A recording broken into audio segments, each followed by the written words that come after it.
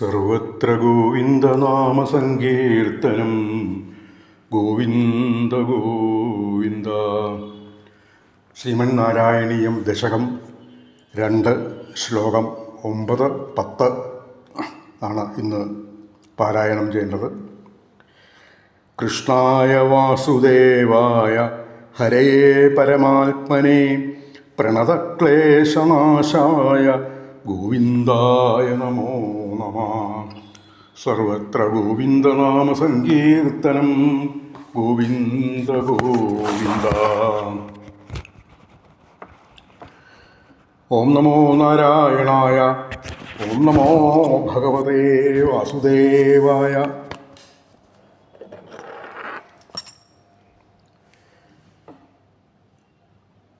അത്യായാസകരാണി കർമ്മപടലാനാചാര്യനിര്യന്മല ബോധേ ഭക്തിപതേധവാപ്യുചിതതാമായാന്തി Kim താവതാ ക്ലിഷ്ട്വാ തർക്കപഥേ പരം തവ വപുർബ്രഹ്മാഢ്യമന്യേ പുനശ്ചിത്രാർദ്വത്വമൃതേ വിചിന്യ ബഹുഭി സിദ്ധ്യന്തി ജന്മാന്തരേ. മേൽപ്പത്തൂര് കഴിഞ്ഞ ശ്ലോകത്തിൽ കർമ്മയോഗവും ജ്ഞാനയോഗവും സാധാരണക്കാർക്ക് വളരെ ദുഷ്കരമാണ്, അത് പ്രാപിക്കാൻ എത്ര എളുപ്പമല്ല, പ്രാപ്യമല്ല.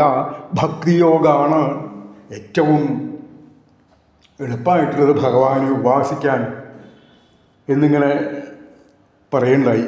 എന്തുകൊണ്ടാണ് ഈ കർമ്മജ്ഞാന യോഗങ്ങൾ സാധാരണക്കാരെ സംബന്ധിച്ചിടത്തോളം അപ്രാപ്യമായത് എന്നും അവിടെ അങ്ങനെ സൂചിപ്പിച്ചു. ഈ ശ്ലോകത്തിലും ഈ കർമ്മജ്ഞാന യോഗങ്ങൾ എന്തുകൊണ്ടാണ് സാധാരണക്കാരനെ സംബന്ധിച്ചോളം പ്രാപിക്കാൻ ബുദ്ധിമുട്ടാണ്, ദുഷ്കരാണ് എന്നുള്ളതൊന്നും കൂടി വിശദീകരിക്കുക ചെയ്യുക. അപ്പോൾ ഭക്തിയോഗം തന്നെയാണ് സാധാരണക്കാരന് എളുപ്പമായിട്ടുള്ളത് എന്ന് ഈ ശ്ലോകത്തിൽ ഒന്നും കൂടി അത് വെളിപ്പെടുത്തണം, വിശദീകരിക്കണം. ചിലർ കർമ്മയോഗങ്ങളെ കൊണ്ട് അനവധി സൽക്കർമ്മങ്ങളെ കൊണ്ട്, സൽക്കർമ്മങ്ങൾ തന്നെയാണ് ചെയ്യണത്, അങ്ങനെ അനവധി കാലം കർമ്മങ്ങൾ ചെയ്ത് അധികം വളരെയധികം ബുദ്ധിമുട്ടുള്ള കർമ്മങ്ങളെല്ലാം നടത്തി വളരെ കാലത്തെ ശ്രമം കൊണ്ട്, ശ്രമഫലമായിട്ട് മനഃശുദ്ധി കൈവന്ന് ജ്ഞാനയോഗത്തിനോ അതല്ലെങ്കിൽ ഭക്തിയോഗത്തിനോ അർഹതയുള്ളവരായിട്ട്, യോഗ്യന്മാരായിട്ട് തീരണു. അപ്പോൾ അവർ കർമ്മങ്ങളിങ്ങനെ ചെയ്തുകൊണ്ടിരിക്കുക, സൽക്കർമ്മങ്ങളാണ്, എന്നാലും കർമ്മങ്ങളിൽ മുഴുകിക്കൊണ്ടിരിക്കുക. കർമ്മഠന്മാർ എന്ന് പറയും അവരെ. പുരഞ്ജനോപാഖ്യാനത്തിൽ, ഭാഗവതത്തിൽ പുരഞ്ജനോപാഖ്യാനം ആ കഥയുടെ പശ്ചാത്തലമായിട്ട്, ആമുഖമായിട്ട് പ്രാചീന ബർഹിസിൻ്റെ കഥയൊക്കെ പറയും. അപ്പോൾ ഈ പ്രാചീന ബർഹിസിനെ ഒരു കർമ്മഠനായിട്ടാണ് അവിടെ വിശേഷിപ്പിച്ചിരിക്കുന്നത്. എല്ലായ്പ്പോഴും ഒരു നിമിഷം പോലും കർമ്മം ചെയ്യാണ്ടിരിക്കില്ല ഈ കർമ്മഠന്മാർ എന്ന് പറയണവർ. അപ്പോൾ അങ്ങനെ അനവധി കാലം സൽക്കർമ്മങ്ങളാണെങ്കിൽ തന്നെ കർമ്മങ്ങൾ ചെയ്ത് മനഃശുദ്ധി വന്ന് ജ്ഞാനയോഗത്തിനോ ഭക്തിയോഗത്തിനോ യോഗ്യത ഉള്ളവരായിട്ട്, അർഹന്മാരായിട്ട് തീരണു. അതുകൊണ്ട് എന്താ പ്രയോജനം ചോദിക്കുകയാണ്. എന്നാൽ ഇനി വേറൊരു കൂട്ടരുണ്ട്, അവരോ യുക്തി കൊണ്ട് ചിന്തിച്ച് ഭഗവാന്റെ ആ നിർഗുണസ്വരൂപത്തെക്കുറിച്ച് മനനം ചെയ്ത് ധ്യാനിച്ചുകൊണ്ട് ചിന്തിച്ചങ്ങനെ എത്രയോ ജന്മങ്ങൾ എടുക്കണു, മോക്ഷം പ്രാപിക്കണു, വീണ്ടും ജന്മം, അങ്ങനെ ആ യുക്തി കൊണ്ട്, ബുദ്ധി കൊണ്ട്, അതാണ് ജ്ഞാനയോഗം. അപ്പോൾ കർമ്മയോഗം കൊണ്ടും ജ്ഞാനയോഗം കൊണ്ടും അനവധി ആൾക്കാർ ഭഗവാനെ ഉപാസിക്കുന്നുണ്ട്. അത് വീണ്ടും പറയണു ഇവിടെ, അത് ദുഷ്കരാണ്. അതുകൊണ്ട് എന്താണ് കാര്യം? കർമ്മയോഗം കേവലം മനഃശുദ്ധിക്ക് മാത്രമാണ് ഉപകരിക്കുക. അപ്പം ഈ കർമാനുഷ്ഠാനങ്ങളെ കൊണ്ട് രാഗദ്വേഷാദി ഫലങ്ങളൊക്കെ പോവും, അതൊക്കെ ശരിയാണ്. മനസ്സ് ശുദ്ധാവും, ജ്ഞാനയോഗത്തിന് അധികാരികളാവും, ഭക്തിയോഗത്തിനും യോഗ്യത ഉണ്ടാവണം. എന്നാൽ അതുകൊണ്ട് എന്താണ് ഫലം? ഈ ഭക്തിയോഗം കൊണ്ട് ഭഗവാനെ ഉപാസിക്കാൻ സാധിച്ചാൽ അതുതന്നെയാണ് ഏറ്റവും ശ്രേഷ്ഠം എന്നിങ്ങനെ ഇവിടെ ഈ ശ്ലോകത്തിൽ ഒന്നും കൂടി മേൽപ്പത്തൂര് എടുത്ത് പറയുകയാണ് ചെയ്യുന്നത്. ഇനിയിപ്പോൾ ഇതാ അടുത്ത ശ്ലോകത്തിൽ ഈ ഭക്തിയോഗത്തിൻ്റെ ആ മഹത്വം ഒന്നും കൂടി വിശദീകരിക്കണം. ത്വൽ ഭക്തിസ്തു കഥാരസാമൃതജ്ജരി നിർമ്മജ്ജനേന സ്വയം സിദ്ധ്യന്തി വിമലപ്രബോധപദവീമക്ലേശതസ്തന്വതി സദ്യസിദ്ധികരീ ജയത്യയ വിഭോ സൈവാസ്തു മേ ത്വൽപദ പ്രേമപ്രൗഢിരസാർദ്രതാദ്രുതതരം വാതാലയാധീശ്വര. മേൽപ്പത്തൂര് ഗുരുവായൂരപ്പനോട് പ്രാർത്ഥിക്കുകയാണ്. ഭഗവത് പാദങ്ങളിൽ, ഭഗവാന്റെ പാതാരങ്ങളിൽ ഭക്തി വർദ്ധിച്ച് വർദ്ധിച്ച് അങ്ങനെ ആ ഭക്തിയോഗം കൊണ്ട് പ്രേമ ഭക്തിയോടുകൂടി ഭഗവാനെ, അനന്യമായ ഭക്തിയോടുകൂടി ഭഗവാനെ ഉപാസിച്ച് ആ ഭഗവാന്റെ കാരുണ്യത്തിന് ഭഗവത് സാക്ഷാത്കാരം നേടാൻ സാധിക്കുന്നു. അപ്പോൾ അതെങ്ങനെയാണ് ഈ ഭഗവാൻ ഭക്തി ഉണ്ടാവണത് എങ്ങനെയാണ്, ഭഗവത് ഭക്തി വർദ്ധിച്ചു വരണത് എങ്ങനെയാണ് എന്നത് അവിടെ പറയണു. ഭഗവാന്റെ കഥകളിങ്ങനെ പറയുക, അതേപോലെ തന്നെ സജ്ജനങ്ങൾ തമ്മിൽ ഭഗവാന്റെ കഥകളിങ്ങനെ പറഞ്ഞ് പറഞ്ഞ് പറഞ്ഞ് അങ്ങോട്ടും ഇങ്ങോട്ടും ഓരോരുത്തരും പറയണതും തമ്മിൽ തമ്മിൽ പറയണത് ഇങ്ങനെ കേൾക്കുക. അപ്പം അതിൽ നിന്ന് കിട്ടുന്ന ഒരു രസം, ആ ആനന്ദം, ആ ഭഗവത് കഥാമൃതത്തിലിങ്ങനെ മുഴുകി ആ അമൃത പ്രവാഹത്തിൽ മുഴുകി മുഴുകി പോരുന്ന ആ ഭക്തന് ഈ ഭക്തി സ്വാഭാവികമായിട്ട് തന്നെ കൈവരും, എളുപ്പത്തിൽ കൈവരും എന്നിങ്ങനെ മേൽപ്പത്തൂർ ഇവിടെ ഒന്നും കൂടി അത് അടിവരായിട്ട് പറയണു. അപ്പോൾ ആ ബ്രഹ്മജ്ഞാനം ഈ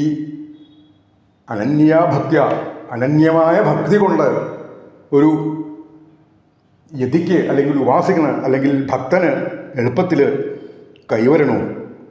അപ്പോൾ ആ ഭഗവാന്റെ തൃപ്പാദങ്ങളിലുള്ള ആ പ്രേമ ഭക്തി, ആ രസം, ആ ഭക്തിരസം ഇങ്ങനെ ഭക്തൻ്റെ മനസ്സിലിങ്ങനെ ഉറഞ്ഞുറഞ്ഞു കൂടിക്കൂടി വരുമ്പോൾ ആ മനസ്സ് അലിഞ്ഞ്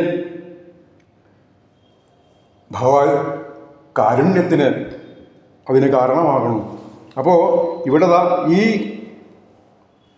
ഭഗവത് കഥാരസത്തിൽ മുഴുകുന്ന മനസ്സിനെ ആ മനസ്സിൽ നിന്ന് മാലിന്യങ്ങൾ വളരെ വേഗത്തിൽ ഒഴുകിപ്പോണു, മനസ്സ് വളരെ വേഗത്തിൽ ശുദ്ധാവണം. അങ്ങനെ ആ ഭഗവാന്റെ കഥകൾ കേൾക്കുക, ഭഗവാന്റെ കഥകൾ പാടുക, ഭഗവാന്റെ കഥകൾ പറയുക, ഭഗവാന്റെ കീർത്തനങ്ങൾ കീർത്തിക്കുക, അത് തമ്മിൽ ഇങ്ങനെ കേൾക്കുക. അതിൽ മാത്രം മുഴുകിക്കൊണ്ട് എത്ര ഭക്തന്മാരാണ് ആ ഭക്തിയോഗത്തിൽ കൂടി ഭഗവാനെ ഉപാസിക്കുന്നത്. അവർക്ക് വേറൊരു ചിന്തയില്ല. അവർക്ക് കർമ്മയോഗത്തിനെക്കുറിച്ചോ ജ്ഞാനയോഗത്തിനെക്കുറിച്ചോ വലിയ അറിവൊന്നുമില്ല. യുക്തി കൊണ്ടല്ല, ബുദ്ധി കൊണ്ടല്ല അവർ ഭഗവാനെ ഉപാസിക്കുന്നത്. കേവലം നിഷ്കാമമായ പ്രേമ ഭക്തി കൊണ്ടാണ് ഈ ഭക്തന്മാർ, ഇതുപോലുള്ള ഭക്തന്മാർ അവിടുത്തെ ഉപാസിക്കുന്നത്. ഭാഗവതത്തിൽ നമുക്കറിയാം, ആ മഹാത്മ്യത്തിൽ ഒരു ശ്ലോകത്തിൽ പറയുന്നുണ്ട്, യേഷാം ചിത്തേ വസേൽ ഭക്തി സർവദാ പ്രേമരൂപിണി തതേ നതേ പശ്യന്തി കീനാശം സ്വപ്നേപ്യമലമൂർത്തയ. ആരുടെ മനസ്സിലാണോ, ആരുടെ ഹൃദയത്തിലാണോ ഭക്തി എന്നും ഉറച്ചങ്ങനെ വർത്തിക്കണത്, അവർക്ക് സ്വപ്നത്തിൽ പോലും കാലൻ അവരുടെ അടുത്ത് വരില്ല എന്നാണ്. കീനാശൻ എന്ന് പറഞ്ഞ കാലൻ. അപ്പോൾ അങ്ങനെ ആ ഭക്തി ഏത് സമയത്തും നിരന്തരം ആരുടെ മനസ്സിലാണോ ഹൃദയത്തിലാണോ ഉള്ളത്, വർത്തിക്കുന്നത്, അവരുടെ അരികിൽ സ്വപ്നത്തിൽ പോലും കാലൻ വരില്ല എന്ന് ഇവിടെ ഈ ശ്ലോകം കൊണ്ട് സൂചിപ്പിക്കുന്നതും. എത്രയെത്ര ഭക്തന്മാർ ആ ഗോപികമാരുടെ ഭക്തിയിൽ, അവർക്ക് വേറൊന്നും അറിയില്ല, ജ്ഞാനയോഗം എന്താണെന്നറിയില്ല, കർമ്മയോഗം എന്താണെന്നറിയില്ല. പക്ഷെ അവർക്ക് ഒന്നു മാത്രമേ ഉള്ളൂ, അവരുടെ ആ ശുദ്ധമായ നിർമ്മലമായ നിഷ്കളങ്കമായ മനസ്സിൽ ഭഗവാനോടുള്ള ആ പ്രേമഭക്തി അതുതന്നെയാണ്. പക്ഷെ എന്നാൽ അവർക്കൊരു വൈരാഗ്യമൊന്നുമില്ല. കാരണം അവർ ഗൃഹസ്ഥാശ്രമികളുണ്ട്, അവർ ഭർത്താക്കന്മാരെ ശുശ്രൂഷിക്കുന്നുണ്ട്, കുട്ടികളെ ശുശ്രൂഷിക്കുന്നുണ്ട്, പ്രായമായിട്ടുള്ള അച്ഛനമ്മമാരെ ശുശ്രൂഷിക്കുന്നുണ്ട്, കുട്ടികളെ കുളിപ്പിക്കണു, കുട്ടികൾക്ക് ഭക്ഷണം കൊടുക്കണു, ചെറിയ കൊച്ചു കുട്ടികളാണെങ്കിൽ അവർക്ക് സ്തന്യപാനം കൊടുക്കണു, മുലപ്പാൽ കൊടുക്കണു, അങ്ങനെ എല്ലാം ചെയ്യുന്നുണ്ട്. അതേപോലെ തന്നെ പൈക്കളെ കുളിപ്പിക്കണു, പാല് കറക്കണു, അവരുടെ ഗൃഹങ്ങൾ അടിച്ചു വൃത്തിയാക്കണു, മുറ്റം അടിച്ചു വൃത്തിയാക്കണു, അങ്ങനെ എല്ലാ ജോലികളും, അടുക്കളയിലാണെങ്കിൽ എല്ലാ ജോലികളും ചെയ്യുന്നു. പക്ഷേ അവർ അതിനൊന്നും ത്യജിച്ചുകൊണ്ടല്ല ഭഗവാനെ ഉപാസിക്കുന്നത്. ഇങ്ങനെ ഈ ഗാർഹികമായ പ്രവൃത്തികളിലൊക്കെ മുഴുകുമ്പോഴും അവരുടെ മനസ്സിൽ എപ്പോഴും ആ കൃഷ്ണമയം ആണ്. അവർ എപ്പോഴും എല്ലാം കൃഷ്ണനിൽ അർപ്പിച്ചുകൊണ്ടാണ്. കൃഷ്ണമയം ആണ് അവരുടെ ഓരോ നിമിഷവും. അവർക്ക് വേറൊന്നുമില്ല. അവർക്ക് ഈ തങ്ങളുടെ ഈ പ്രവൃത്തികളിൽ മുഴുകുമ്പോഴും അവർക്ക് പറയാനുള്ളത് കൃഷ്ണനെക്കുറിച്ചുള്ള കഥകളേ ഉള്ളൂ, പാടാനുള്ളത് കൃഷ്ണനെക്കുറിച്ചുള്ള പാട്ടുകളേ ഉള്ളൂ, കൃഷ്ണനെക്കുറിച്ചുള്ള നാമങ്ങളെ അവർക്ക് എപ്പോഴും ചുണ്ടിൽ ഉരുവിടാനുള്ളൂ. അതാണ് ഭക്തകവി ഓട്ടൂരിൻ്റെ വളരെ മനോഹരമായിട്ടുള്ള ആ കീർത്തനുണ്ട്. പ്രത്യൂഷശീലുദ്ധീതരായി കൈകഴുകി ഭദ്രദീപം കത്തിച്ചൂടൻ കട്ടത്തയിൽ കടഞ്ഞിടുമ്പോൾ ആമോദത്താലമ്പാടിയിൽ പെൺകീടാങ്ങൾ പാടിയിടുന്നു രാമകൃഷ്ണ ദാമോദര എന്നിപ്രകാരം. ബാലസൂര്യരശ്മി ജ്വാല ഒത്ത പൊന്നിൻ ചൂലു കൊണ്ടു കാലത്തണി മുറ്റമെല്ലാം അടിച്ചിടുമ്പോൾ ആമോദത്താലമ്പാടിയിൽ പെൺകീടാങ്ങൾ പാടിയിടുന്നു രാമകൃഷ്ണ ദാമോദര എന്നിപ്രകാരം. അവർക്ക് ആ വേറൊന്നുമില്ല. എന്ത് പ്രവൃത്തികൾ ചെയ്യുമ്പോഴും അവരുടെ മനസ്സിൽ നിറഞ്ഞു നിൽക്കുന്നത് ഗുരുവായൂരപ്പ അവിടുത്തെ രൂപമാണ്, ആ കൃഷ്ണൻ്റെ രൂപം തന്നെയാണ്.